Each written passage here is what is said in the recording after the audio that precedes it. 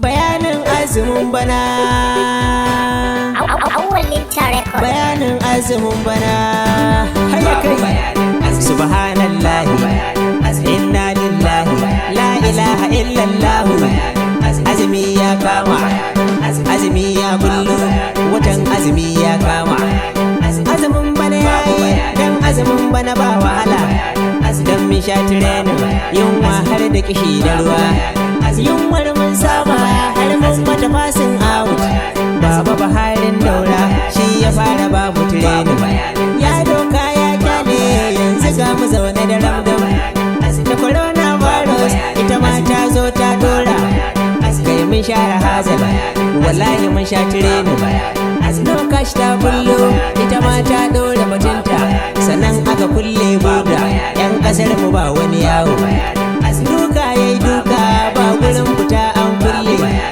Kirji yayi nashi, Boko Haram tai nata. Duka dai mun koka, wallahi mu mun koka. Daga nan zabe ya zo kuskuren mu nan ya soma. Nan muka sabo lamba, anan muka saba lamba, anan muka saba lamba.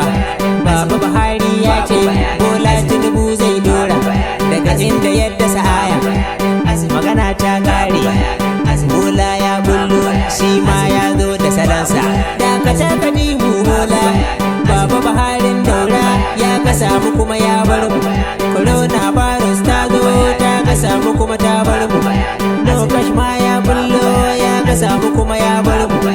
Kai ma tun da fa ka zo dole haka za ka bar mu.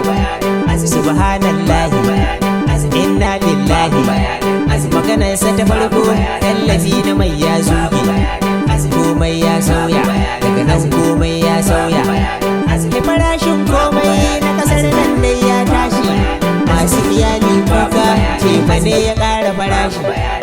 Gauro na kuka indomi ya ƙara farashi. Magana ta kunu ake shi ma ya ƙara farashi. Taliya ta ƙara, shinkafa ta ƙara, masara ta ƙara, dawa ma ai ta ƙara.